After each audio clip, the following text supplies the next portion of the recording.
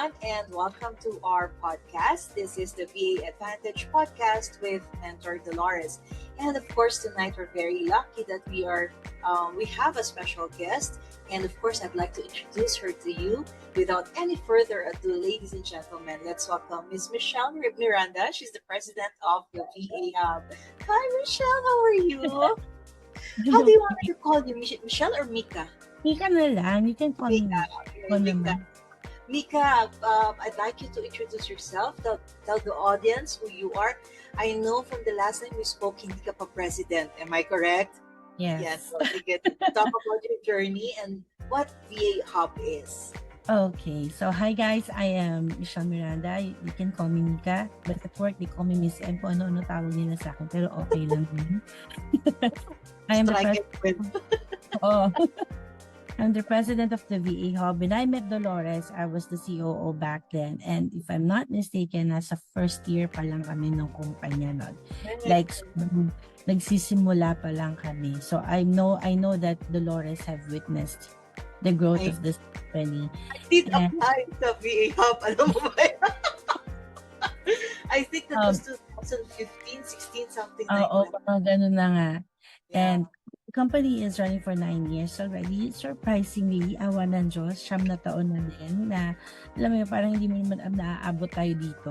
Yes. Parang so, numbers ko, kasi 11 years ako doon sa isang agency. I started 2014. So, nasa, galing. I mean, doon tayo mag-evolve sa question sa amin natin. Pero, how is it doing now? I mean, in terms of your business.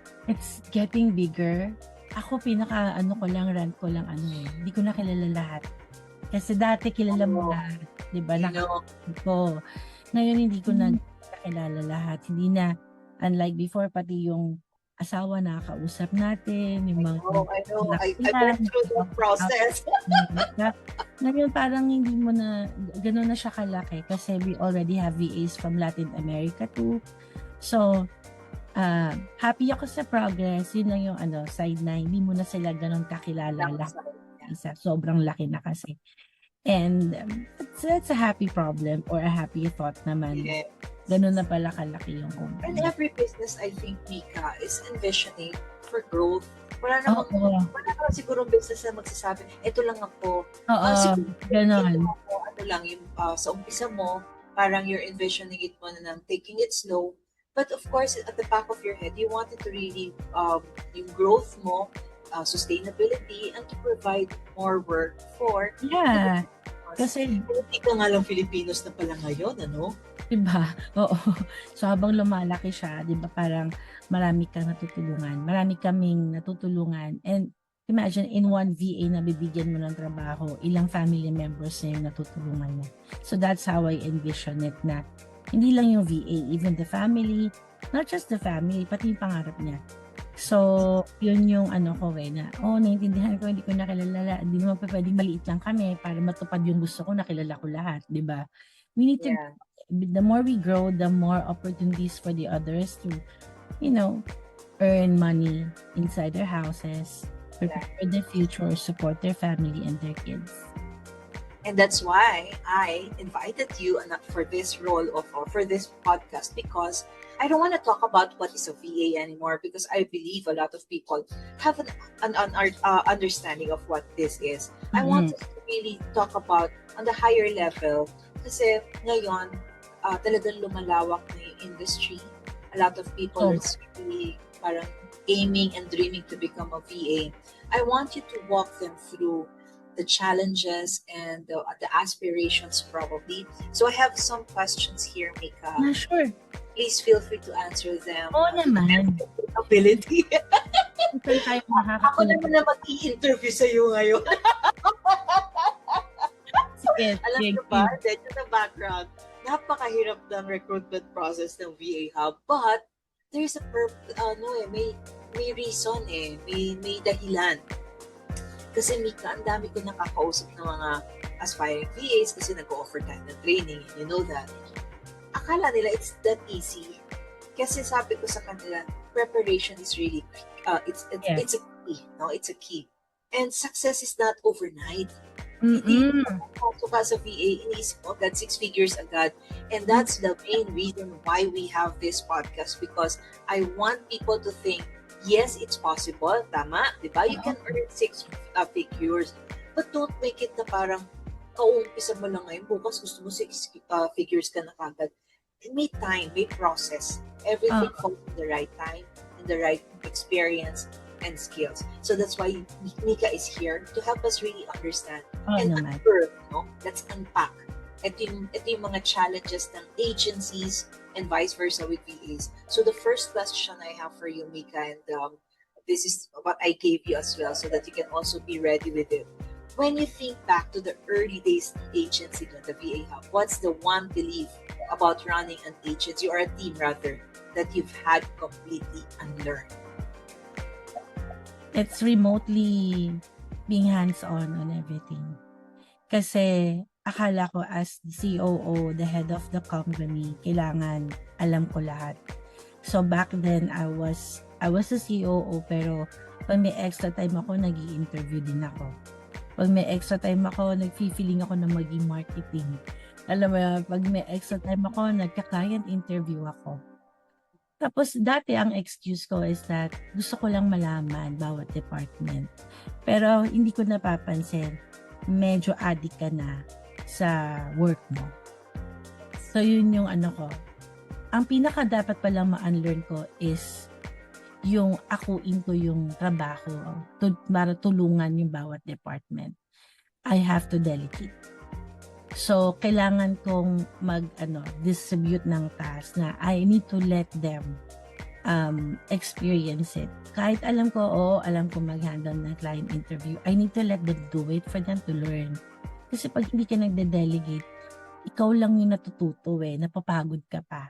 Pero pag nagde-delegate ka, nagkakaroon sila ng immersion sa trabaho, gumagaling sila. So, I really have to let go of that thought na laging alam mo, di ba? Kailangan ko i-let go yon. I have to unlearn that, and I need to trust that they can also learn just like the way I learned everything. So, yeah, yun it's yung very important. The key that you must there, trust. trust. Because you cannot delegate if you don't learn to trust them as well. Oo. At saka, you also need to trust the process. Maybe that thing, dumating ako sa punto, I hired someone that I really do not know. Pagka kasi bago yung company mo, ang hirap ipagtiwala ng isang role. Kasi hindi mo alam, ano output nito? Ano ba ang kultura niya sa mga pinanggalingan niyang kumpanya? So, ang hirap, pareho ba kami ng vision? Pareho ba kami ng mission? Pareho ba kami ng goal? Yun yung mga tanong So, Yes. akala ko, makikita ko yun in one click na, nag-interview tayo, makikita ko lahat yun. Hindi pala, makita mo pala yun sa mga susunod pang mga araw, linggo, o buwan. Bago mo makita kung pareho kami o hindi. Pareho It's ng like vision ng a DevRel. relationship. Oo. Like Nag-build din talaga yon. So, Yeah. bago mo ibigay ng buo yung role na yon. Yes. So, may process talaga. You have to trust the process talaga. And yung iba, ang tao, yung iba hindi. Awa ng Diyos, puro tamang tao naman yung nakuha. To be a part of the support team. Yung support team lang, yung mga team managers, yung mga HR, tamang tao naman so far. So right now, you've grown to how many team members? When you started, you were just how many? We were just, January 2017, we were just 4. 4, and now? 82. So, These are just team members, or does that include the VAs already? no VAs. So, Just the team members? Clients. Wow, kudos to you, girl. Yung lead miners ko, yung client services namin, sales team, marketing, HR. So, yan yun.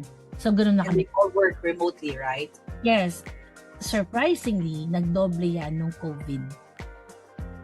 Oo, kasi di ba habang yung mga tao... Irony of it. Oo, habang yung mga tao lumalapit na Mika, nawalan ako ng work, nagsara yung agency, nagtanggalan, nawalan ako ng work. Grabe yung trabaho. Sabi ko, Lord, huwag mo kong dalhin sa posisyon na yon na kailangan ko magtanggal kasi ang sakit. Nakalagitnaan ng pandemya. At mawawalan sila ng work, huwag mo ako dadalhin doon. Sabi ko kay Lord, kasi hindi naman ako trained magtanggal. Prayers can move mountain. Prayers can move mountain. Diba? So, surprisingly, what we did is, instead of letting go of people, we reinvested. Kaya nagdoble yung support team ng the VA Hub. I think from 30 plus ng time na yun naging 60 plus kami, and then ngayon 82. And that's when we learned the word pivoting. Diba? The pivot ng businesses. Yung mga companies, nag-pivot sila to working from home.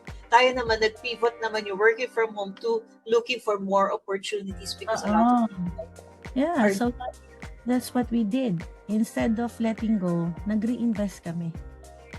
What we did is we hired a marketing consultant in US. We targeted the Fortune 500 companies.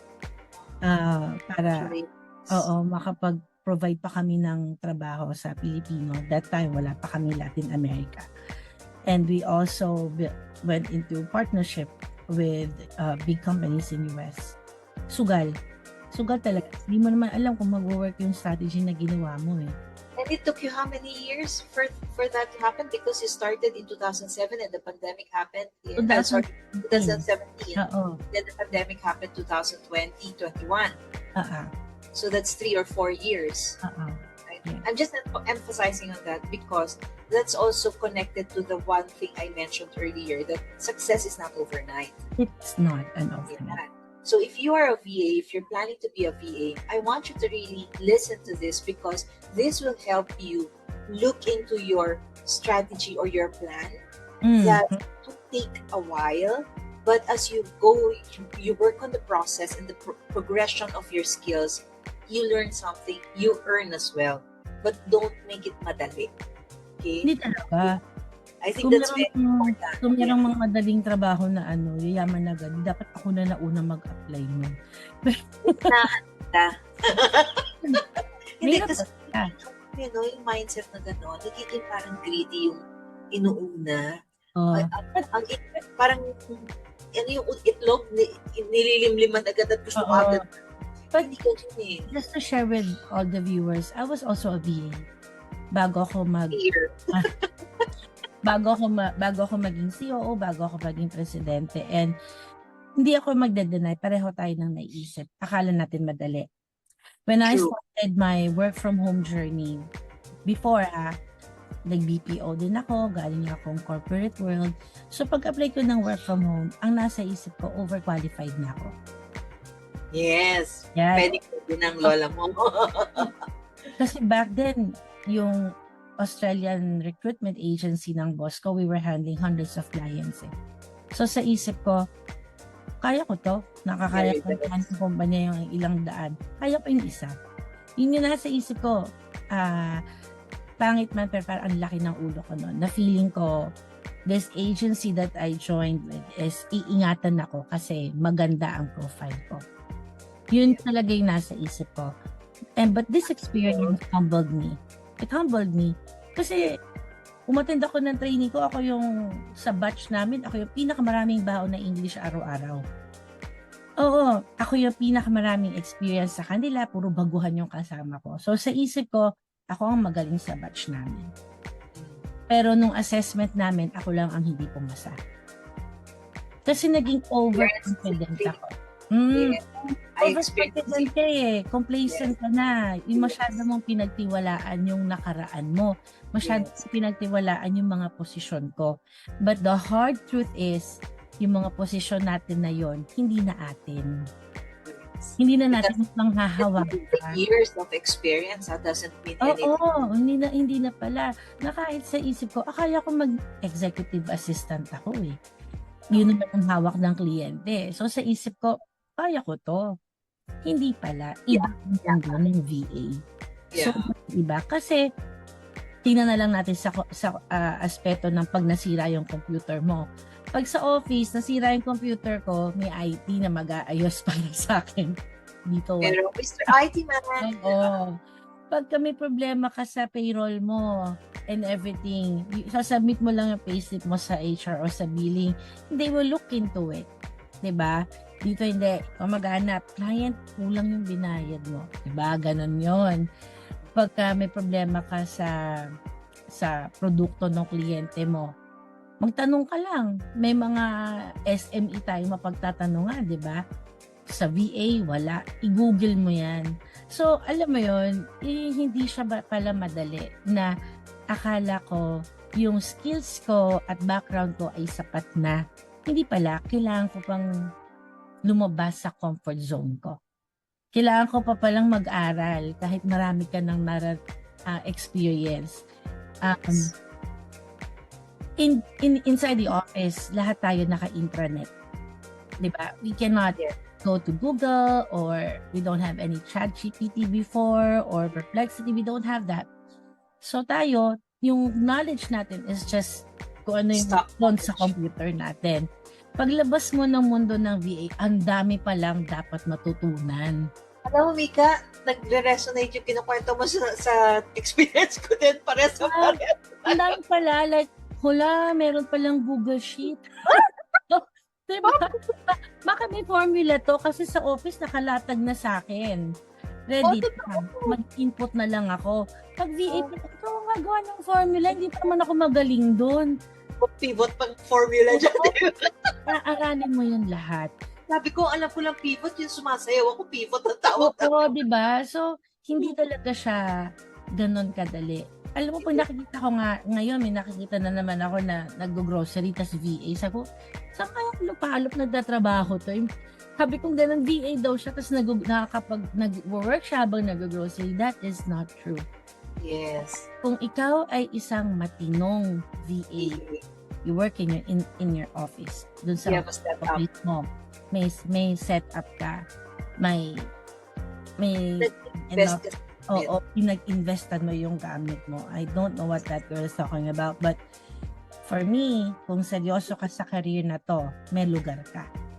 Kasi nakakainis na part no, yung bragging. Kasi sa akin, how will the client take you seriously? Yes, it's so true. How will the client feel that you are sincere about handling his business kung nasa grocery ka? That's true. Those videos I saw earlier, oo, maganda. Nagiging viral kayo. Pero medyo nagkakaroon ng lamat yan. Yung tingin ng kliyente sa atin. Kasi the very reason why we're here, Mika. Oo. We know, not to brag po, hindi naman ako para pagyabangan kayo. We know better. Kasi matagal na po kami sa industriya. Mika's been here since 2017. Nag-start ako 2014, so nalamangan lang kita ng konting paligo. But what we're trying to say here, kami mismo na mesmerized din, overwhelmed din kami na parang akala namin sapat na yung alam namin. Ako din, hindi ko alam ang Google Sheet kasi ang ginagamit namin sa office, Gmail. Pero hindi ko alam na ang daming component, ang dami pa palang nasa loob ng Gmail. Hello tayo. Sabi ko, litik na to. Nag-aano kami ng Excel. Tapos, di ba, pag Excel, na-download mo, upload mo. Pero naman yung Google Sheet, nandun na. Pwede na kayo lahat real time. Saka nung naging VA ako, I will not deny it. Isa siya sa paraan para matuto pa ako. Yes. Akala mo nagtatrabaho ka lang. Hindi, nag-aaral ka pa din unti-unti. Doon ko na-realize na kahit mataas yung posisyon ko noon sa office, na mataas yung, okay na yung sahod mo. Pagpasok mo na VA, may parte pa pala sa utak ko na walang laman. May space pa for knowledge. There are two things you have to learn to unlearn because yung mga gawin mo, yung mga habits mo when you were working sa office, kailangan medyo mabawas-bawasan mo na siya ng konti kasi kailangan mo na magpasok ng bagong information, bagong learnings, para adaptable ka dun sa trabaho mo and you can serve your clients better.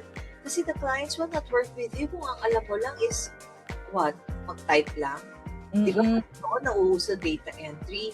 Pero ngayon kasi, kung hanapin nyo lang is data entry, that's not what you can, I mean, clients are not going to hire you just for the data entry alone.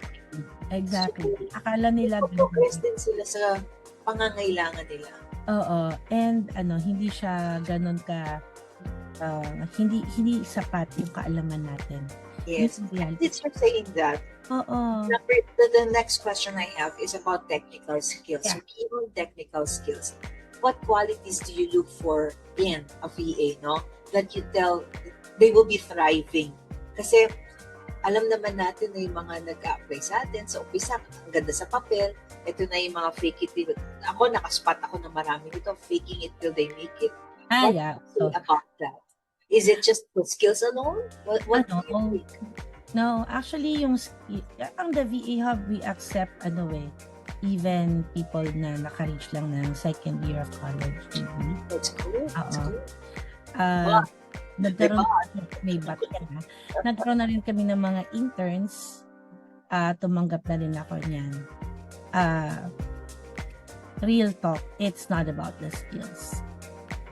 Yung skills kasi, pag naupo ka sa computer mo ng isang oras, kilalanin mo si Canva, tayo ka na alam mo na yan eh.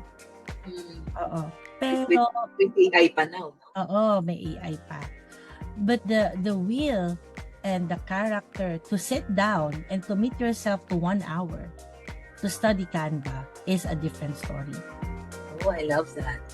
Diba? Hindi lahat tututok sa Canva ng 1 oras para aralin. Baka manood pa kami ng K-drama, pwede. Yes, that's diba? true. Mas kaya nila mag-commit ng ganun eh. And that's the hard part, that's the reality of things. Oo. So, yung skills can be trained, and that's the reason why with the VA we have a training curriculum. However, you still have to help yourself. Oo. Spoon feeding. Hindi talaga spoon feeding. Kasi ako, when I was a trainer, alam mo na, nag-VA ako, naging trainer din ako. At ako sinasabi sa trainees ko, I'd rather see you have a hard time with me than have a hard time alone with your client. Uy, I love that song. I'd rather have a hard time. Ginamit mo yan. Mahirap mag-VA eh. So, I'd rather see them have a hard time with me sa training class ko kesa magdusa ka mag-isa sa client ko. Yes. So, mahirap yung klase, pero pagdating sa client, minamani na nila yung trabaho nila. And ako hindi na, ibabrag ko talaga to. Yung mga graduates ko, na nung ako yung trainer nila, some of them have celebrated the 10th year with their client. That's how good they are. Oh, sobrang proud ako. I have like 6 graduates nung ako yung trainer nila na until now, they are with their very first client. Is the VA Hub a US client-based? Who are you? No, hindi lang eh. Marami ng iba. May Canadian clients na kami, Australian clients, UK, iba-iba na. Hindi na rin kami. But you started with US, right? With US, oo. So, again, it takes time. Ha? Una, target namin US lang, diba? Tapos it takes time. Nagkaroon kami ng ibang, nakilala din kami sa ibang bansa kahit pa paano. So, it's a progress. So, going back, skills can be trained. But the commitment to be trained is something else. Love. Oo. Kasi yung iba, katulad ko, na mayabang, nung pumasok sa mundo ng VA, train mo pa ako, may posisyon na ako dati. Alam ko na Ako magta-train sa'yo, pag-gets pa sa'yo, no? I'm handling 6 departments na. Why train me now? Ganun talaga yung mindset ng iba di ba? Bakit ako iti-train? Nag-handle ako ng iba't ibang department na nung nasa. Manager. May ganon. If you have that in your mindset, huwag mo nang dalhin. Ang bitbitin mo, ano yung skills na natutunan mo sa posisyon mo dati. Kasi yun lang ang kailangan namin. Yes, that's your leverage. Oo. Yung character, it's difficult to teach. Diba? We can teach the skill, but the character is very difficult to teach. Beyond the technical ability, ang hinahanap namin sa VA talaga is the emotional maturity as well. Yung pagiging consistent, yung adaptability, and of course, communication skills.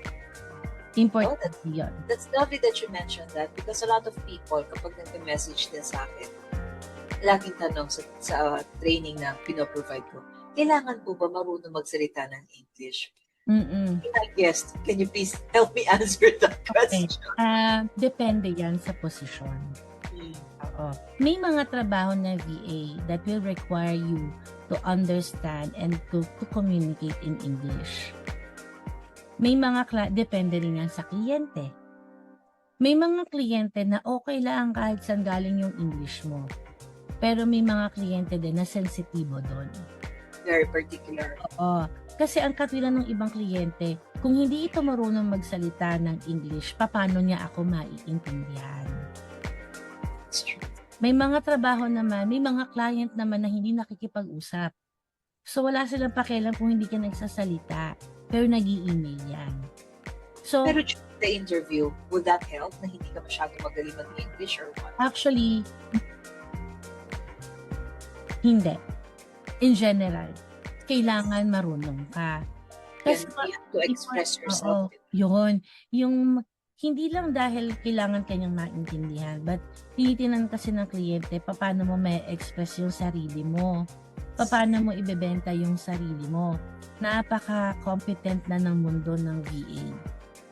Kung hindi mo aaralin, ibenta yung sarili mo sa interview pa lang, mapag-iiwanan tayo.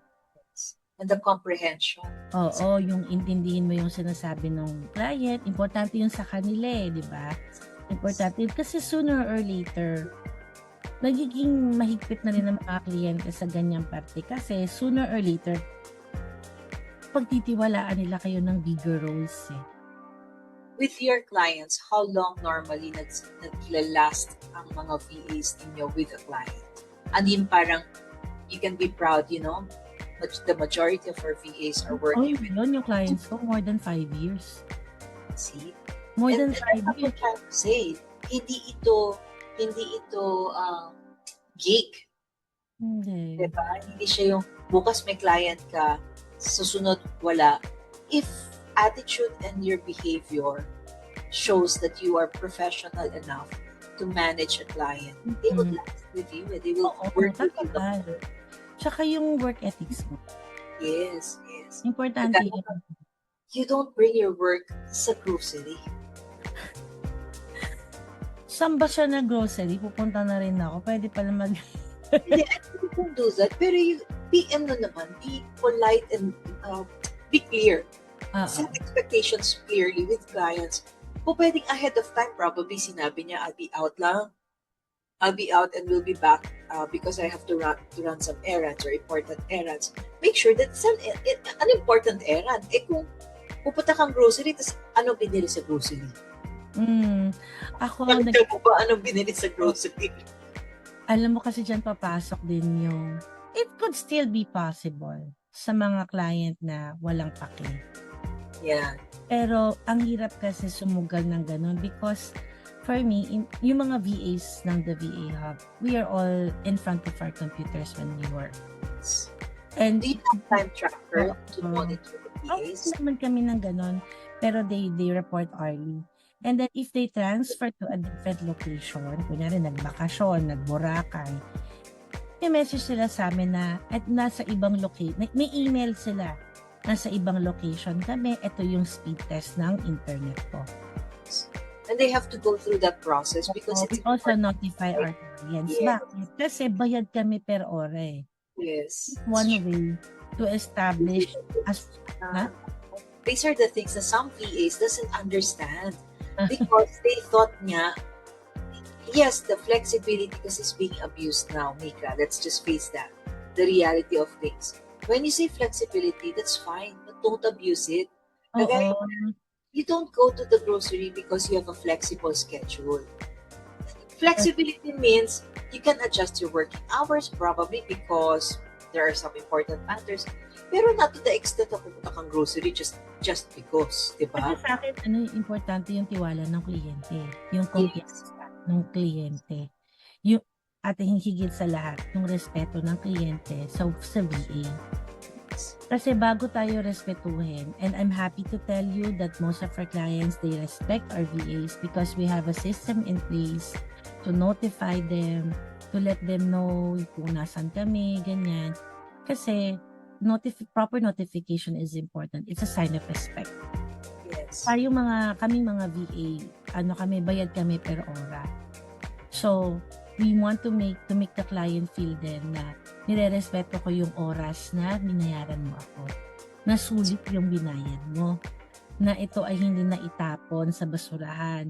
Na yung oras na itong binayaran mo, nagtatrabaho ako for you. And it also shows probably the quality of work that you're doing. When you also make it parang pawarte-warte instead. Baka naman mataas na yung posisyon niya, hindi lang niya nabanggit. Baka gano'n. Maybe. Not judging you, but this is not setting a good example though. For new ones na nag-establish pa lang ng sarili. Because ako, I have to be honest, nung nandun ako sa position and I started going out, nag-work ako, pero I am in a different place too because attend ako ng convention, nakakayan mo sa hotel ako, nag-work ako, diba? Pero na-attend ka sa convention, may mga ganun din naman akong instance. Pero, nabuo ko na yung tiwala ng mga katrabaho ko sa US, like Brian and Sherry, na buo na yung tiwala nila sa akin, that I am not playing around. Yeah. Pero kung go ahead, sorry. Kung nagsisimula ka pa lang ng journey mo, huwag mo naman sabihin sa kliyente mo na nagtatrabaho ka, nasa grocery ka. Make them feel na you can trust me, your company. And because they rely on you and they are depending on you That's why. Darating, pagka kasi sobra na yung tiwala ng client mo, minsan hindi na yan mapaparamdam sa'yo, bahala ka na sa buhay mo, ikaw na magpatakbo ng buhay ko. Ganun na yung client. Correct. Na sasabihin ni client, you don't need me anymore. Kaya mo na eh. You know what to do. You know what to do. But, there's a big but. That will only happen and you can only reach that level if you have shown your client that they can trust you. Oo naman. Kailangan mo muna. Pag naabot mo na yung level na yung credit card information, binibigay niya sa'yo. Oo. Ibang level na yon, girl. Ibang level na yun. Ikaw na yung mawiwindang. Oo. Nung bagong VA ako, syempre, lang ako. Nasanay ako. What I think more, doon naman sa yung setup sa office. Sa office. Pagpasok ko na work from home, pag sinabing 4 hours talaga ako nakaupo. Kasi yun naman yung natutunan mo doon. Diba? Sa office base. So, 4 hours, work talaga ako. Bawat minuto sa kliyente ko yan. Pag sinabing 5-minute break, 5 minute lang yan. Hindi ako lalagpas ng ganun yung disiplina. Again, yes. So, nakikita ng client ko na sulit binabayad niya. Kasi yung 4 hours, napuno ko yun. Yes. Ito ko ng task. Pag end of day ko, nakita niya, ito yung mga nagtrabaho. And you did not wait for ano yung work ko na ngayon? Ay, hindi ako na gano'n kakahiya. Nung interview and it's one thing that we have to teach them. Kasi yung iba, waiting. Parang, ba't kailangan mo bumintay or maghintay? Be proactive enough to say, I noticed ganito mo. Gusto mo gawin ko? Oo. Kailangan curious ka. Oo. Kailangan mong alamin yung ginagawa mo. Hindi mo sa business ng pasok mo. Yes. Pag hindi ka na kinakausap ng client mo, huwag kang mag-antay. Ikaw na mangulit. Client. Oo. Totoo yan. Nung papagawa mo sa akin. Kasi, may mga kliyente na hindi rin sanay na may VA pa sila. Oo. That's so true. That is true. So, kung ikaw din, kailangan magparamdam ka sa kanila. Baka isipin pa ng client mo, kaya ko naman pala mag-isa eh. Why happy? Make them feel that you need, make them feel that they need you. They need you, yeah. Oo. Ganun ako sa client ko. Sa sobrang hands-on ako sa client ko, dumating kami sa punto na ako na yung tinatanong niya kung anong kulay ng kurbata ang isusuot niya. O, diba? Ibang level of relationship na yun, diba? O, diba? Ayan na yan. Ibang level yan. Oo, kasi for me, nung una, nakakainis. Baya? Ang hirap pag-training, tas kulay ng kurbata yung pipiliin ko. Pero, naisip ko, this person, pinagtitiwalaan na ako nito. Small things. Nagdal na siya sa akin. Yun, kumbaga, ay, may tiwala na to.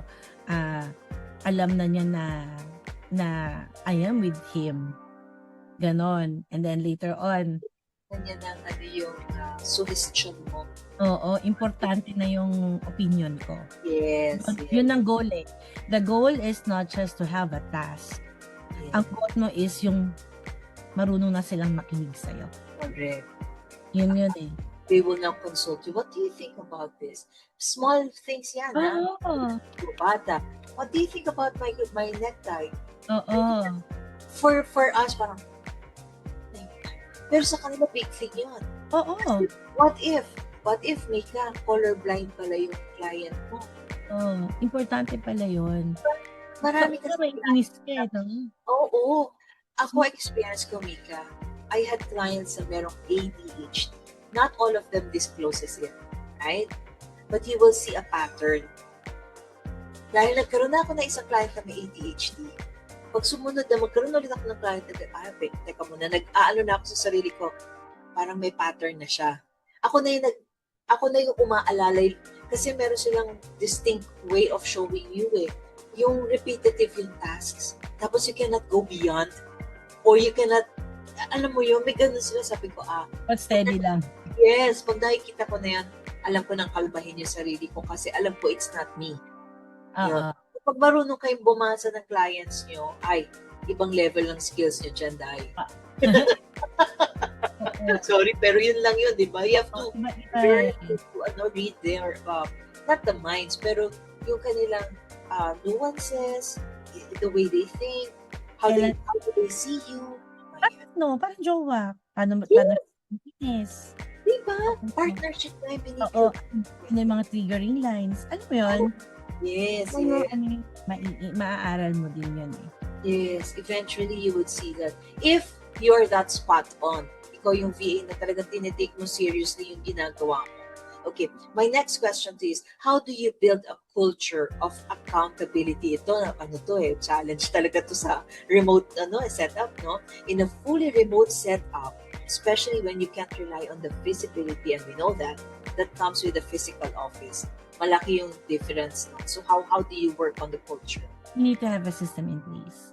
You need to have a process in place. At maswerte ako na nagkaroon ako ng mga head ng departments na gumawa ng mga proseso kung paano magiging visible ang bawat posisyon.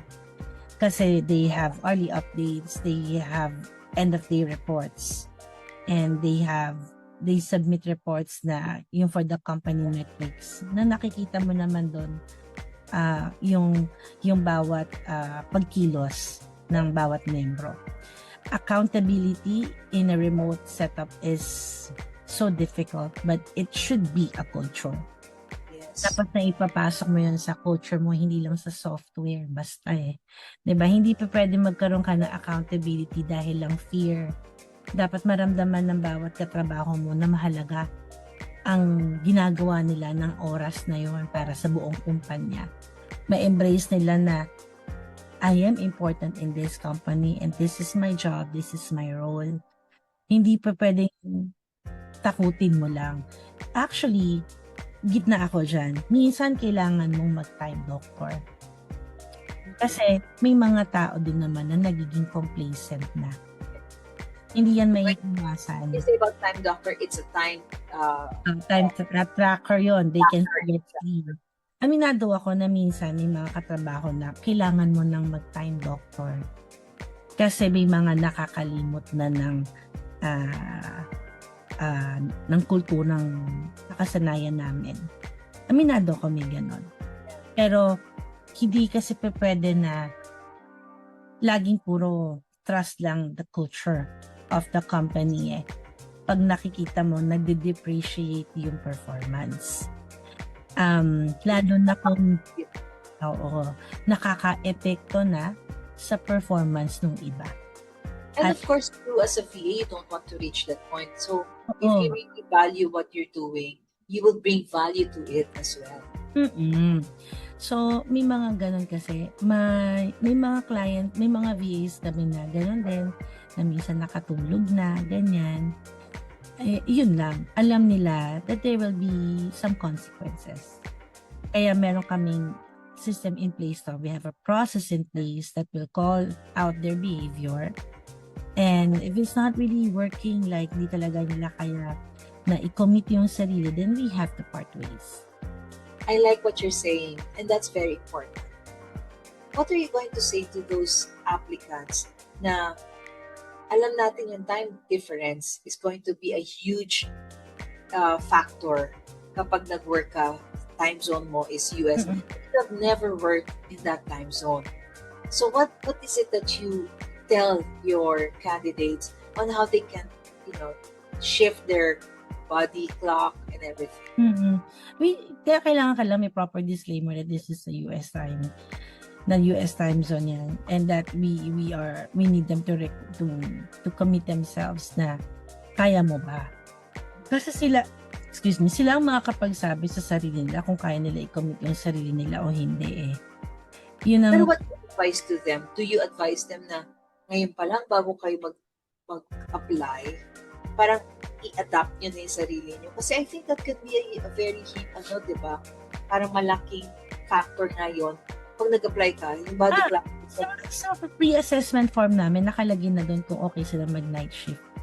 Because that should be established from the very beginning. Yes. Kailangan paulit-ulit mo sasabihin pang gabi to. Oo. Kailangan eh. So, proper disclaimer, proper notification, pre-assessment form pa lang nakalagay na doon na are you willing to work at night?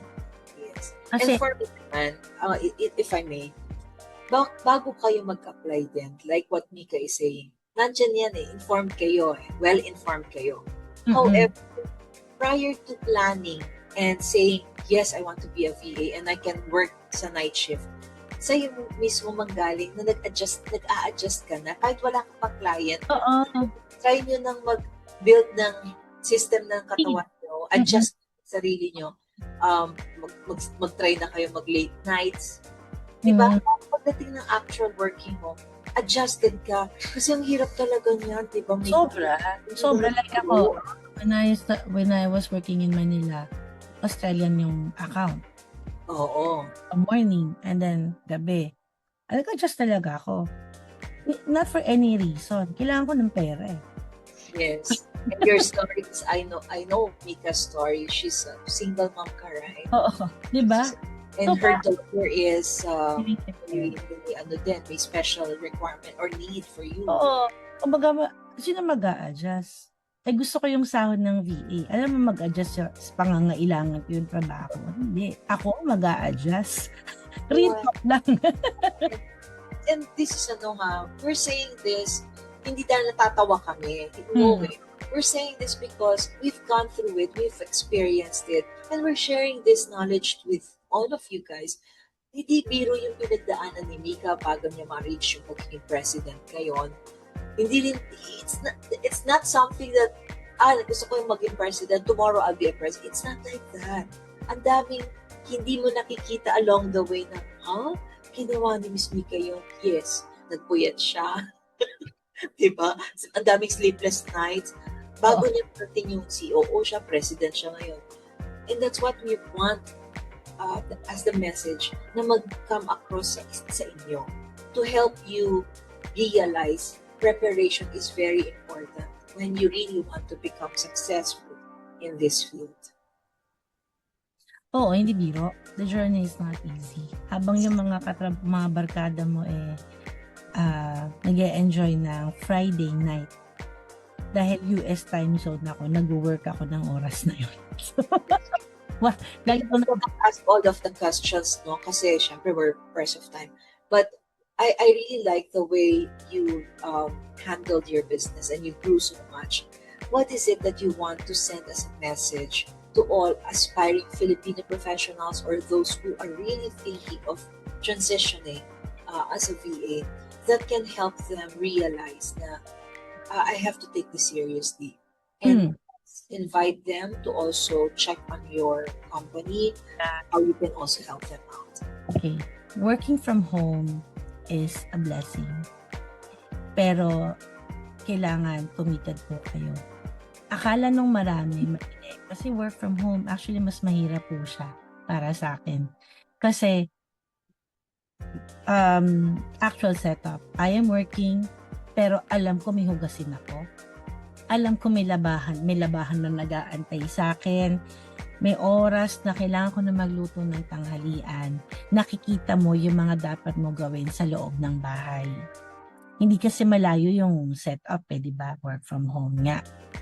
So, yung 8 oras na nagtatrabaho ka, hindi yon ang tapos ng hirap mo. Meron ka pa palang follow-up task na household chores na nag-aantay sa'yo.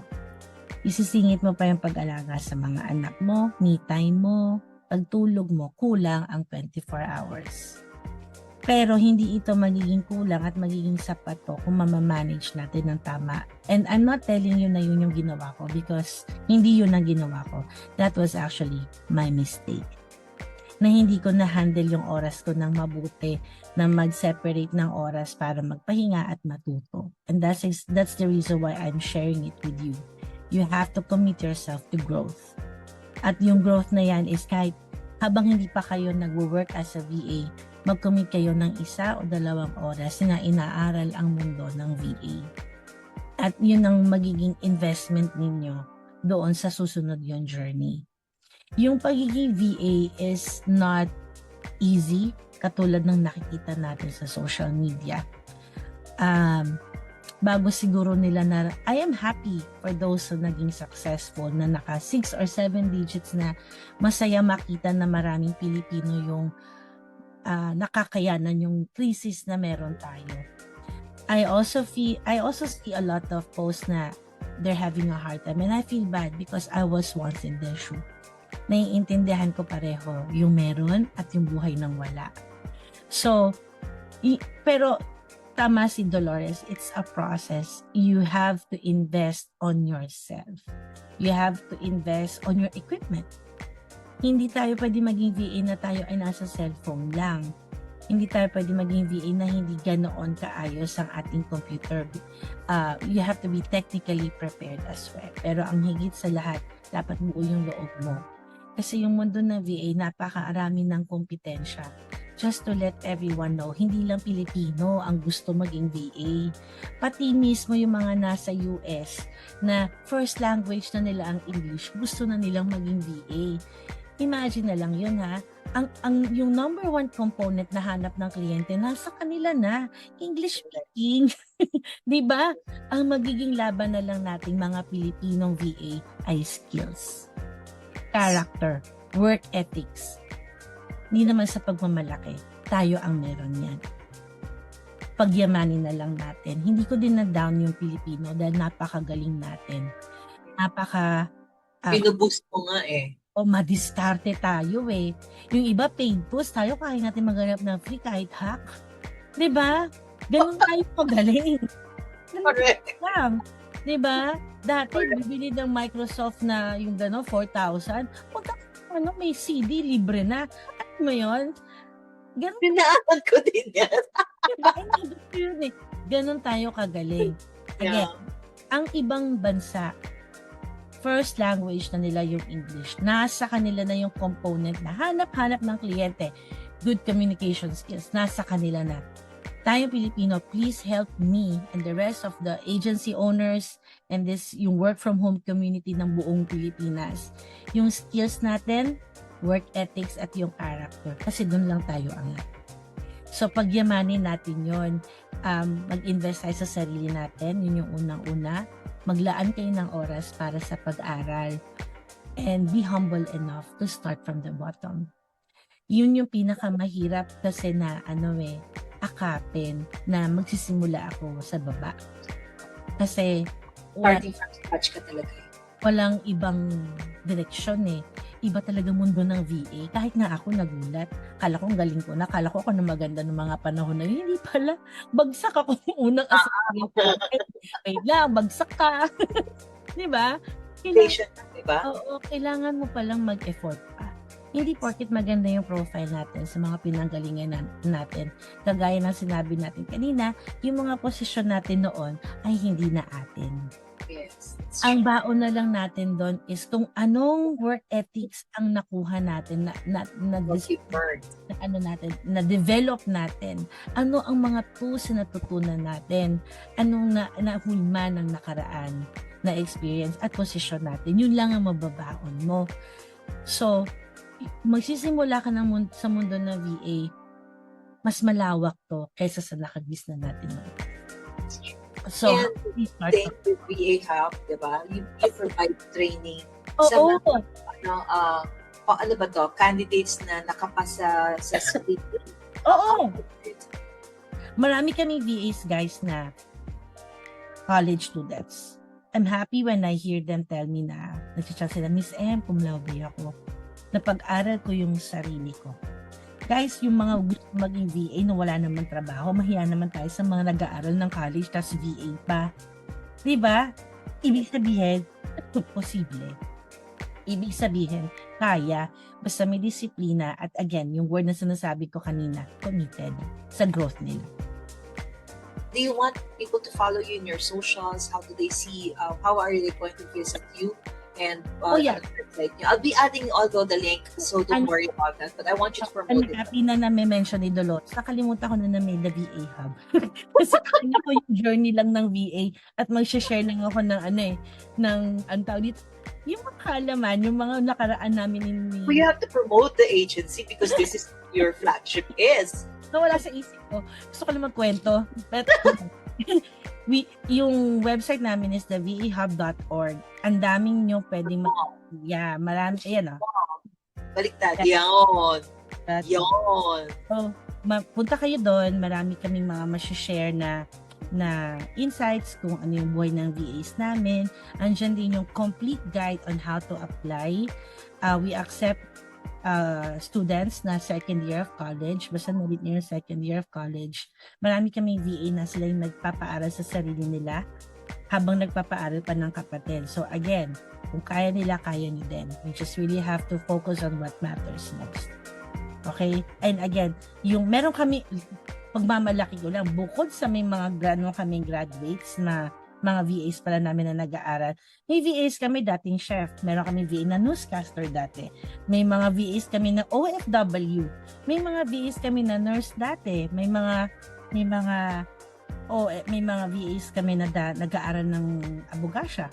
May mga VAs kami na mga ilang taong hindi nagtrabaho. Mga nanay na huminto. Wow. Sobrang tuwan-tuwa ako doon. Yung pag ganun yung story na hindi ko alam kung papasa ako kasi 5 years na akong hindi nag-work kasi nag-hands-on mom ako. Diba? Kumbaga sa isip nila, naku, matos na yung utak ko, hindi mo na kaya to. Pero kaya nila. At pagmamalaki ko lang, we also have VAs na 50 and above. Wow. This is amazing. Sinasabi ko sa inyo yung character na profile ng VAs namin. If you are one of them, ibig sabihin nun, kaya nyo din. Yes, thank you so much. Because it's very important. No kidding. That's very important for people to know. Why? Because they judge themselves already.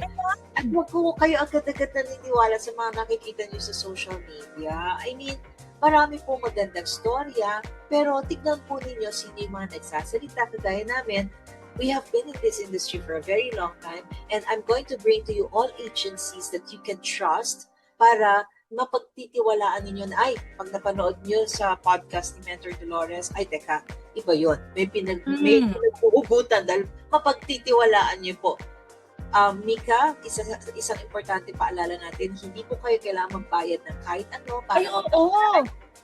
True. Go for it. Guys, go for it. Libre ang mag-apply, libre ang mag-training, libre mangarap. Someone called my attention. May gumagamit ng VA Hub PH. Yes. Nagpapabayad kami ng 1,500. I'm sorry, hindi po kami ganon. Wala po kami ganon, hindi po kami naniningil. Ang goal ng company namin ay makatulong, hindi po manggipit. Exactly. So, pasensya na po. Merong Facebook page, the VA Hub PH yung pangalan. Actually, nag-reach out na ako sa marketing team namin to call their attention because naka-IPOP certificate kami. So, Intellectual Property of the Philippines. Nakarehistro po yung pangalan and they cannot use our company's name na para manggatas. May blue check ba ang Facebook nyo? Hindi ko lang napapansin pero na kami blue Okay. check, but we only have one Facebook account, we only have one website. Kung meron mo kaming other Facebook page, yun yung pang Latin America namin. Ang Facebook Yes. page namin is the VA Hub Asia. O claiming, bakit nangarap ako magkaroon ng VA na Malaysian? And Why not? yes, Diba? no, actually we're working on it to hire VAs from Malaysia and Indonesia. Sure, yeah. The opportunity is vast. Diba? We just have to make sure that the opportunity is something that we can work on. Opportunity is something that you don't wait for it, you make it happen. At again, libre mangarap. Yung Yes. pagkakaroon ng Latin American VAs, libre na pangarap ko lang yan dati. Ngayon, meron na. I can vouch for that kasi nakita ko kung nag-start. Oo. Nag-start ang the Diba VA. palogo namin no, nag-start kami. Oo. At nag-apply din po ako sa kanila. And that's why I understand how tedious the process is. But it is necessary. Okay? It is necessary kasi ayaw mo syempre magbibigay ka ng basta-basta na lang sa clients. Pag meron ka kasing standards na sinusunod, you need to set not boundaries, but may brand, meron kang personality kasi na inaalagaan. And that's the reason why. Okay? At saka, kaya tumagal kami sa industriya. Yes. Kasi It's so ka. true. Kasi kung... So, if you want to apply po as a VA, sinabi na ni Mika, ano yung mga types of, even without experiences. Oo. Visit yung website nila. Ayan, sa likod niya, VAHub.org. vahub.com. Wala pong PH, yung kanilang yung kanilang... Walang bayad. Walang bayad. And then, you just have to pass the assessment. May unang assessment, diba? Oh, just to share dati we are strict with yung mga unemployed lang. Ngayon we also consider some employed na tao. Basta okay. It can do part-time or ad hoc. Ganun ba yan? Pero yun lang, we really have a strict training hours. If they can training hours namin, we're good.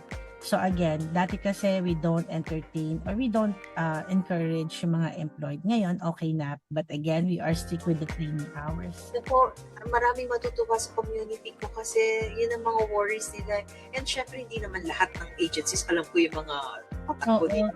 Kasi naiintindihan na sa hirap ng buhay ngayon, kailangan natin ng additional income. Correct.